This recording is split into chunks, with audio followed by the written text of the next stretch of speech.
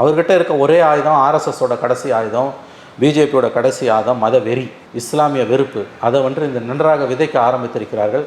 சமூகத்தை இரு கூறாக பிளந்து ரத்தம் குடிக்க விரும்புகிறார்கள். அவர்கள் இந்தியாவில் உள்ள பெரும்பான்மையினரான இந்துக்களை இஸ்லாமியர்களுக்கு எதிராக திருப்பிவிட கடுமையான முயற்சிகளை செய்கிறார்கள். பிரதமரே அந்த முயற்சிக்கு முன்னின்று வழி நடத்துகிறார். அதனுடைய வெளிப்பாடு தான் இந்த பேச்சு. 10 ஆண்டு காலமாக சாதனைகள் என்று சொல்வதற்கு எதுவுமே இல்லை.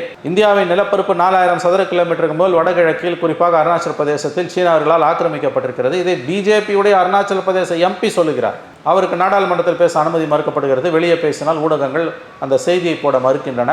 ஏனெனில் ஊடகங்கள் மோடி காலடியில் உட்கார்ந்து நக்கி பழித்து கொண்டிருக்கின்றன. வெல்த்தை டிஸ்ட்ரிபியூட் பண்ணுவோம் அப்படின்றத புடுங்கி கொடுத்துருவான்றாரு. புடுங்கி கொடுக்கறது இல்லை. அது அதிகப்படியான டாக்ஸேஷனு, சொத்துரிமைக்கு ஒரு அளவுகோல் வைப்பது, நில உச்சரம்பு மாதிரி அந்த மாதிரியான விஷயங்களை தான் அவங்க மீன் பண்ணுறாங்க.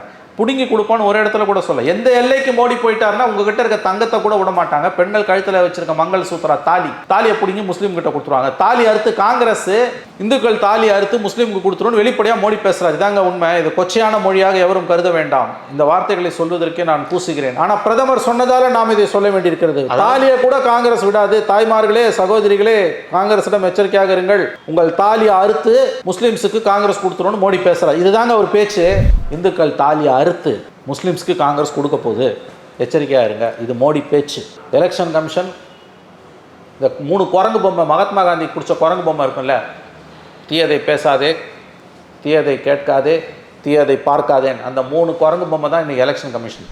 ஹேமமாலினியை பற்றி தவறாக பேசுனதுக்காக ரஞ்சித் சுர்ஜேவாலான்ற காங்கிரஸ் செய்தி தொடர்பாளர் 2 நாள் பிரச்சாரம் பண்ண தடை விதிச்சுது. பெண்களை இழிவாக பேசிட்டாருன்னு. நியாயமான தடை. பிஜேபியில் இருக்க பெண்களை கூட எவனாவது இழிவாக பேசினான்னா அவனை செருப்பால தான் அடிக்கணும். தப்பே கிடையாது. பிஜேபி மேடையில் எம்ஜிஆர் படத்தையும் ஜெயலலிதா படத்தையும் வச்சு மாலை போட்டு ஓட்டு கேட்குற வெக்கங்கட்ட அரசியல் எங்கேயாவது நடந்திருக்கா? அவங்க இன்னொரு கட்சிங்க. அவங்க நீ வேணான்னு உன்னை அறுத்து விட்டு போயிட்டாங்க. அவன் தலைவரை சொல்லி நீ ஓட்டு கேட்குற. ஏதாவது கூச்சம், நாச்சம், வெக்கம், மானம் ஏதாவது இருக்கா? எதுவுமே இவங்களுக்கு கிடையாதுங்க. தமிழ்நாட்டில் இந்த பருப்பு வேகாது நல்லா தெரியும்.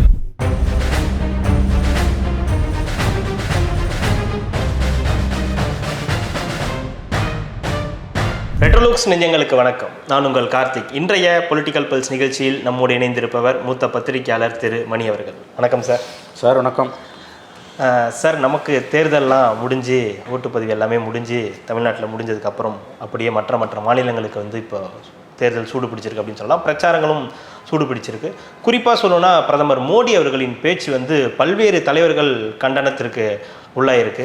குறிப்பாக ஒரு இஸ்லாமியர்களை பற்றிய பேச்சு பார்த்திங்கன்னா பரவலாக எல்லாராலையுமே பேசப்படுது அப்படின்னு சொல்லலாம். அவருடைய பேச்சின் சாராம்சம் என்ன அப்படின்னு சொல்லணும்னா, நம்மிடம் இருந்து பொருட்களையும் பணங்களையும் பறிமுதல் செய்து அது இஸ்லாமியர்களுக்கு பகிர்ந்து கொடுத்துருவாங்க காங்கிரஸ் ஆட்சி வந்தால் அப்படின்ற மாதிரி ஒரு விஷயம் சொல்லியிருக்காரு. உங்களோட அனுபவத்தில் நீங்கள் எப்படி இந்த விஷயத்தை பார்க்குறீங்க? ஏன்னா பலரோட அனுபவம் இருக்குது, பல தேர்தல்கள் பார்த்துருக்கீங்க, பல பிரதமர்களோட உரைகளை பார்த்துருப்பீங்க. இந்த மாதிரி ஒரு உரை இதற்கு முன்னாடி ஒரு குறிப்பிட்ட சமூகத்தை எதிர்த்து அவர்களுக்கு எதிராக அப்படி யாராவது பேசியிருக்காங்க? இதற்கு முன்பு எந்த பிரதமரும் இப்படி பேசியதில்லை. ஜவஹர்லால் நேருவிலிருந்து டாக்டர் மன்மோகன் சிங் வரையில், அடல் பிகாரி வாஜ்பாய், பிஜேபி பிரதம மந்திரி உள்ளிட்டவர்கள் இவ்வளவு மோசமாக பேசியதில்லை. தன்னுடைய பழைய சாதனைகளை மோடி முறியடித்து கொண்டிருக்கிறார். வெறுப்பு பேச்சு பேசுவதில் கின்னஸ் ரெக்கார்ட் படைத்தவர் மோடி. இந்த தேர்தலிலும் புதிய சாதனைகளை அவர் படைத்து கொண்டிருக்கிறார். காங்கிரஸ் கட்சியின் தேர்தல் அறிக்கையில் சொல்லாததை சொன்னதாக அவர் சொல்லுகிறார். காங்கிரஸ் கட்சி ஏற்றத்தாழ்வுகளை ஒழிப்போம் என்று பேசுகிறது. இன்றைக்கு இந்தியாவின் மிகப்பெரிய பிரச்சனை வறுமை அல்ல, ஏற்றத்தாழ்வு. 1% மக்கள் 40% வளங்களை கட்டுப்படுத்துகிறார்கள். கடந்த 100 ஆண்டுகளில் இல்லாத அளவுக்கு இந்தியாவில் ஏற்றத்தாழ்வு நிலவுகிறது என்று சர்வதேச தொழிலாளர் அமைப்பு ILOவோட அறிக்கை குறிப்பிடுகிறது. வேலையில்லா திண்டாட்டம் 100 ஆண்டுகளில் இல்லாத அளவுக்கு இந்தியாவில் தலைவிரித்து ஆடுகிறது. வேலை இல்லாதவர்களில் 83% பேர் இளைஞர்கள். இதை பற்றியெல்லாம் பேசுவதற்கு, விலைவாசியை பற்றி பேசுவதற்கு மோடியிடம் எந்த தரவுகளும் இல்லை. அவர்கிட்ட இருக்க ஒரே ஆயுதம் ஆர்எஸ்எஸோட கடைசி ஆயுதம், பிஜேபியோட கடைசி ஆயுதம் மத வெறி, இஸ்லாமிய வெறுப்பு. அதை இந்த நன்றாக விதைக்க ஆரம்பித்திருக்கிறார்கள். சமூகத்தை இரு கூறாக பிளந்து ரத்தம் குடிக்க விரும்புகிறார்கள். அவர்கள் இந்தியாவில் உள்ள பெரும்பான்மையினரான இந்துக்களை இஸ்லாமியர்களுக்கு எதிராக திருப்பிவிட கடுமையான முயற்சிகளை செய்கிறார்கள். பிரதமரே அந்த முயற்சிக்கு முன்னின்று வழி நடத்துகிறார். அதனுடைய வெளிப்பாடு தான் இந்த பேச்சு. 10 ஆண்டு கால சாதனைகளை சொல்லி மோடியால் ஓட்டு கேட்க முடியவில்லை. 10 வருஷமா தான் என்ன சாதிச்சு கீழ்ச்சோன்னு சொல்லி அவரால் ஓட்டு கேட்க முடியல. என்ன சொன்னார்? 2 கோடி வேலை வாய்ப்புகள் உருவாக்குனார். உருவாக்கல. கருப்பு பணத்தை மீட்டு கொண்டு வரதுக்கு தனி குழு அமைப்போன்னாரு, ஸ்பெஷல் டீம் போடலை. விவசாயிகள் வருமானத்தை ரெட்டிப்பாக்கும்னாரு, ஆக்கலை. அடுக்கி கொண்டே போகலாம். கேஸ் விலையை 400 ரூபாய் இருந்தது 1500 ரூபாய்க்கு உயர்த்தியிருக்காரு. பெட்ரோல் விலையை 40 ரூபாய் 60 ரூபாய் இருந்தது 100 ரூபாய் தாண்டி இருக்கு. 10 ஆண்டு காலமாக சாதனைகள் என்று சொல்லுவதற்கு எதுவுமே இல்லை. இந்தியாவின் நிலப்பரப்பு 4000 சதுர கிலோமீட்டருக்கு மேல் வடகிழக்கில் குறிப்பாக அருணாச்சல பிரதேசத்தில் சீனவர்களால் ஆக்கிரமிக்கப்பட்டிருக்கிறது. இதை பிஜேபியுடைய அருணாச்சல பிரதேச எம்பி சொல்லுகிறார். அவருக்கு நாடாளுமன்றத்தில் பேச அனுமதி மறுக்கப்படுகிறது. வெளியே பேசினால் ஊடகங்கள் அந்த செய்தியை போட மறுக்கின்றன. ஏனெனில் ஊடகங்கள் மோடி காலடியில் உட்கார்ந்து நக்கி பழித்துக் கொண்டிருக்கின்றன. ஆகவே இவ்வளோ பெரிய ஒரு தவறான ஆபத்தான அயோக்கியத்தனமான பேச்சை மோடி பேசியிருக்கிறார். தேர்தல் கமிஷன் எந்த நடவடிக்கை எடுக்காமல் 3 நாள் ஆச்சு வேடிக்கை பார்த்துட்டு இருக்கான். காங்கிரஸ் கட்சி நேற்று தெளிவான ஒரு புகாரை கொடுத்திருக்கிறது. பல உச்சநீதிமன்ற தீர்ப்புகளை சுட்டிக்காட்டி மோடிக்கு எதிராக நடவடிக்கை வேண்டும் என்று கேட்கிறது. தானாகவே முன்வந்து தேர்தல் கமிஷன் மோடி மீது நடவடிக்கை எடுத்திருக்க வேண்டும். ஜாதியை மதத்தை தேர்தல் பிரச்சாரத்தில் பயன்படுத்தக்கூடாது என்பது தெளிவான விதிமுறை. ரெப்ரசன்டேஷன் ஆஃப் பீப்புள்ஸ் ஆக்டில் இருக்கக்கூடிய தெளிவான ஷரத்துக்கள் அவை. 3 5 ஆண்டுகள் வரையில் இப்படி பேசுபவர்களை சிறையில் அடைக்கலாம் என்பது அந்த சட்டத்தில் இருக்கக்கூடிய ஷரத்து, குற்றம் நிரூபிக்கப்பட்டால்.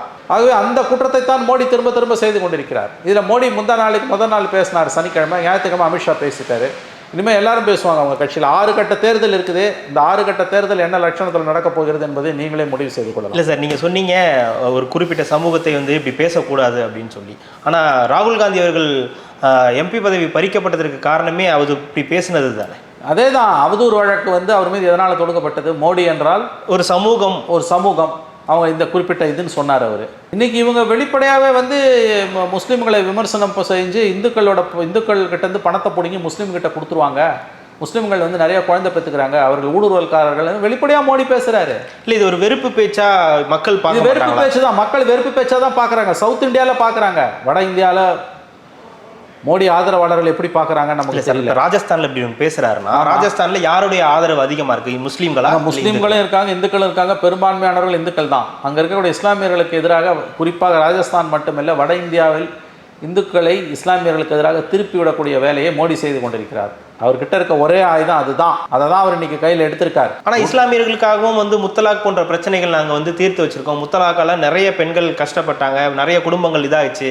ஆனால் இப்போ இல்லை, அதுக்கு காரணம் எங்களுடைய ஆட்சின்ற ஒரு சாதனைங்க. முத்தலாக்கில் அவர் அவரோட நடவடிக்கை சரின்னு முஸ்லீம்கள் நினைச்சாங்கன்னா ஓட்டு போட்டு போகிறாங்க. நல்லதை பற்றி பேசுறது என்றைக்குமே நினைவு கூறப்படாதுங்க. தவறாக பேசினா, தீயதை பேசினா, மக்கள் மத்தியில் வெறுப்பை உண்டாக்கி பேசினா, மதத்தை ஜாதியை வச்சு பேசினா அதுதான் பேசுபடு பொருளாகும்.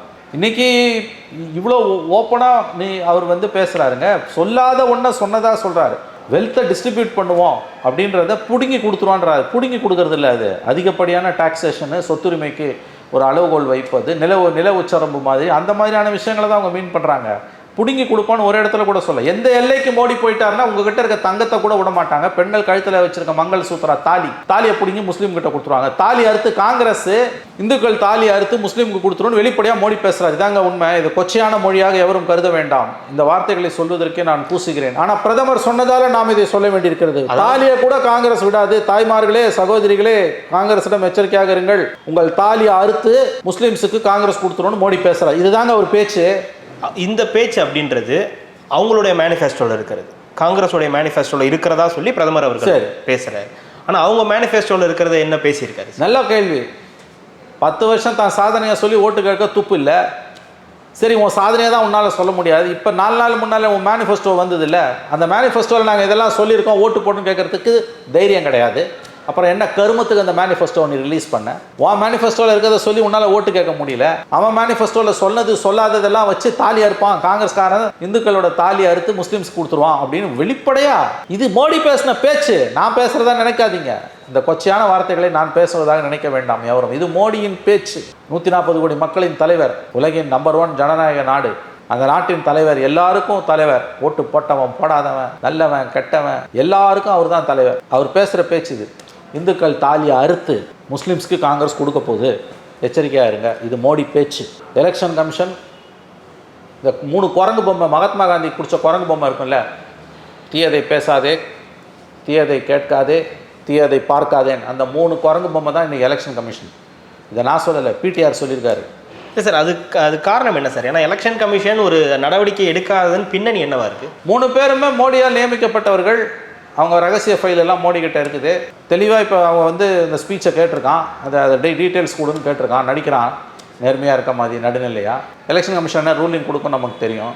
பேசினவனை விட்டுருவான். காங்கிரஸ்கார மேலே வேறு ஏதோ ஒன்று கோழி திருந்த கேஸ் இருக்கும், அதை எடுத்து போட்டு பேசுவான். ஹேமமாலினியை பற்றி தவறாக பேசுனதுக்காக ரஞ்சித் சுர்ஜேவாலான்ற காங்கிரஸ் செய்தி தொடர்பாளர் 2 நாள் பிரச்சாரம் பண்ண தடை விதிச்சுது. பெண்களை இழிவாக பேசிட்டாருன்னு. நியாயமான தடை. பிஜேபியில் இருக்க பெண்களை கூட எவனாவது இழிவாக பேசினான்னா அவனை செருப்பால் தான் அடிக்கணும். தப்பே கிடையாது, தப்பு கிடையாது. பெண்களை அவன் இழிவாக பேசினாலும், அவன் எந்த கட்சியை சார்ந்தவனாக இருந்தாலும், எந்த கட்சி பெண்களை பற்றி ஒருத்தன் பேசினாலும், இப்போ உதாரணத்துக்கு பிஜேபியை நம்ம சித்தாந்த ரீதியாக எதிர்க்கிறோம். அவர்கள் தோற்கடிக்கப்பட வேண்டும்னு மனப்பூர்வமாக விரும்புகிறோம். ஆனால் பிஜேபியில் இருக்க பெண்களை பற்றி எவனாவது தப்பாக பேசினானா அவனை செருப்பால் அடிக்கணும். அதில் மாற்று கருத்துக்கு இடமே கிடையாது. ஆனால் அந்த அளவுகளை எல்லாருக்கும் வைக்கணும். இந்துக்கள் தாலி அறுத்து முஸ்லீம்ஸுக்கு கொடுப்பாங்கன்னு சொல்கிறாங்கல்ல, அவங்க மேலே என்ன நடவடிக்கை எடுத்து? அந்த பேச்சு தமிழ்நாட்டில் பேசாததுக்கான காரணம் என்ன? அங்கங்கே போய் விதவிதமாக உருட்டுவார். அப்போ தெரியுதா உங்களுக்கு? எல்லாம் தெரியும். எங்க எதை பேசணும்னு தெரியும். ராமர் கோயில் கட்டுறதுக்கு முன்னால் ராமேஸ்வரத்தில் புனித நீராடி தண்ணி எடுத்துகிட்டு போனார் சொம்பில். ராமர் கோயிலை கட்டிட்டு திறந்துட்டு பல்லடத்தில் முதல் கூட்டம் பேசும்போது ராமரை பற்றி பேசல, ராமச்சந்திரமூர்த்தியை பற்றி பேசல, எம்ஜி ராமச்சந்திரனை பற்றி தான் பேசுகிறாரு. எம்ஜிஆர் படத்தையும் ஜெயலலிதா படத்தையும் வச்சு மாலை போடுறாரு. பிஜேபி மேடையில் எம்ஜிஆர் படத்தையும் ஜெயலலிதா படத்தையும் வச்சு மாலை போட்டு ஓட்டு கேட்குற வெக்கங்கட்ட அரசியல் எங்கேயாவது நடந்திருக்கா? அவங்க இன்னொரு கட்சிங்க. அவங்க நீ வேணான்னு ஒன்று அறுத்து விட்டு போயிட்டாங்க. அவன் தலைவரை சொல்லி நீ ஓட்டு கேட்குற. ஏதாவது கூச்சம் நாச்சம் வெக்கம் மானம் ஏதாவது இருக்கா? எதுவுமே இவங்களுக்கு கிடையாதுங்க. தமிழ்நாட்டில் இந்த பருப்பு வேகாதுன்னு நல்லா தெரியும். எத்தனை முறை நீ குட்டிக்காரன் ஆட்சினாலும் கன்னியாகுமரியிலேருந்து சென்னை வரைக்கும் அங்க பிரதர்ஷனம் தரையிலேயே உருண்டுக்கினே வந்தாலும் மோடியும் அமித்ஷாவும் தமிழ்நாட்டில் ஒரு சீட்டு கூட ஜெயிக்க முடியாது. எழுதி வச்சுக்கோங்க. ஆனால் வட இந்தியாவில் அப்படி இல்லை. வட இந்தியாவில் படித்தவன் அறிவாளி ரொம்ப பேர் அதிகம். அதனால தான் 300 சீட் அங்கே ஜெயிக்கிறானுங்க. அங்கேயும் இப்போ கஷ்டம். 10 வருஷ சாதனையை சொல்லி ஓட்டு கேட்க முடியாதுங்க. நீங்கள் அழகாக கேட்டீங்க. மேனிஃபெஸ்டோவில் இருக்கிறத சொல்லியாவது ஓட்டு கேளேன். காங்கிரஸ் மேனிஃபெஸ்டோவில் இருக்குது இல்லாததெல்லாம் சொல்லி நீ அவதூறு பண்ணுறிய. உன் மேனிஃபெஸ்டோவில் சொன்னதுக்கு என்ன சொல்லியிருக்கு அதை சொல்லி ஓட்டு கேளு. அதுவும் உனக்கு மேனிஃபெஸ்டோவில் என்ன சொல்லியிருக்குன்னே மோடிக்கு தெரியாது. நான் சொல்கிறேன், பிஜேபி மேனிஃபெஸ்டோவில் என்ன சொல்லப்பட்டிருக்கிறது என்று மோடிக்கு தெரியாது. இல்லை, நீங்கள் ஏற்கனவே சொல்லிங்க அதை பற்றி. அதுக்கு அவசியமும் இல்லை. அவருக்கு அவசியமும் இல்லை. அவர் மேனிஃபெஸ்டோவை கால் செருப்பில் உள்ள தூசிக்கு சமமாக மதிக்கக்கூடியவர். 2014 மக்களவைத் தேர்தலில் ஃபஸ்ட்டு ஃபேஸ் ஸ்டார்ட் ஆகி 10 மணிக்கு அவங்க மேனிஃபெஸ்டோ ரிலீஸ் பண்ணாங்க. அப்பேற்பட்ட கட்சி அது. தன்னோட மேனிஃபெஸ்டோவில் 4 நாளைக்கு முன்னால் பிஜேபி மேனிஃபெஸ்டோவில் என்ன சொல்லப்பட்டிருக்கிறது என்று மோடிக்கு தெரியாது. இந்த பேச்சு இருக்குல்ல சார், இந்த குறிப்பாக இந்த இஸ்லாமியர்களுக்கு எதிரான இந்த பேச்சு அப்படின்றது எதை காட்டுது சார்? வெற்றி பெற போகிறோம், அப்படி என்ன வேணா பேசலாம் அப்படின்ற ஒரு இல்லை தோல்வி அடைய போகிறோன்ற பயத்தில் வந்து தோல்விக்கான வாய்ப்புகள் இருக்கிறது என்று அவர்கள் அஞ்சுகிறார்கள். நான் இப்பயும் சொல்கிறேன், பிஜேபி தோற்றுரும், மோடி தோற்றுருவார் நான் சொல்லலை.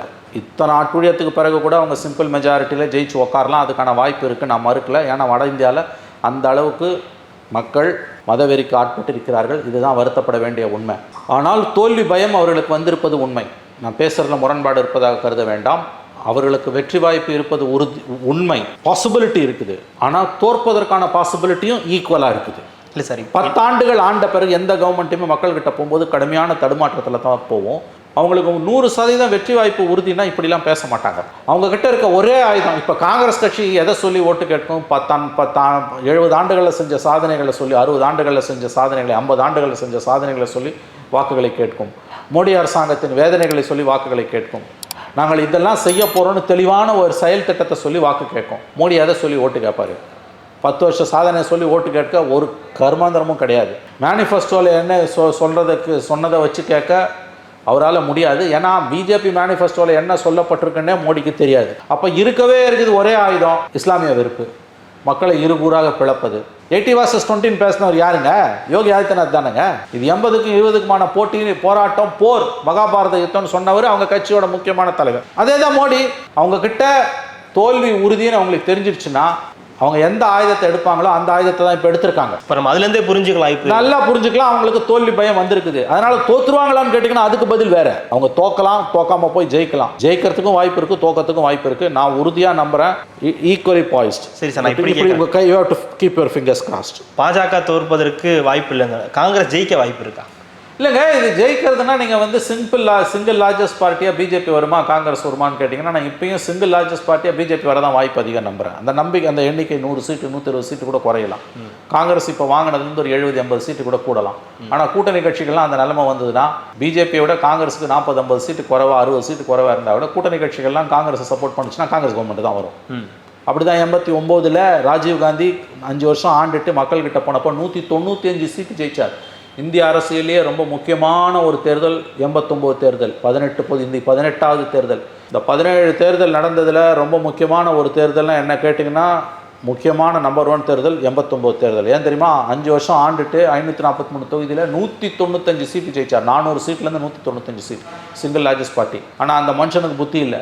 மக்கள் எனக்கு எதிராக தீர்ப்பு கொடுத்துட்டாங்க, நான் எதிர்கட்சியில் உட்கார போகிறேன்ட்டார். ஏன்னா க்ளீன் மேன். அப்போ 140 இருந்த ஜனதா தள் சார்பாக விபி சிங்கை பிரதமராக்கி, 89 சீட் இருந்த பிஜேபியும் கிட்டத்தட்ட 60 சீட் இருந்த லெஃப்ட்டும் வெளியிலேருந்து சப்போர்ட் பண்ணாங்க.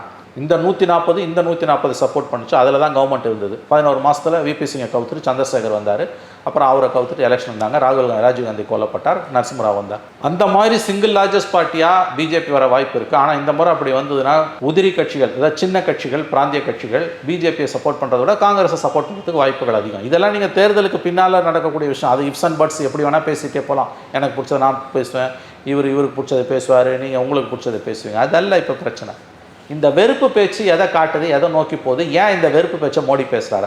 அவருடைய அளவுகோல்களின், கடந்த காலங்களில் அவருடைய அளவுகோல்களின்படி பார்த்தாலே இது ரொம்ப ரொம்ப ரொம்ப ரொம்ப ஆபத்தான ஒரு பேச்சு. புதிய எல்லைகளை தொட்டு கொண்டிருக்கிறார் மோடி. தினம் கின்னஸ் ரெக்கார்ட் படிச்சுட்டு இருக்கார். அவர் சாதனைகளை அவரே முறியடிச்சுட்டு இருக்கார். சர்வதேச சமூகம் காரி முழுது.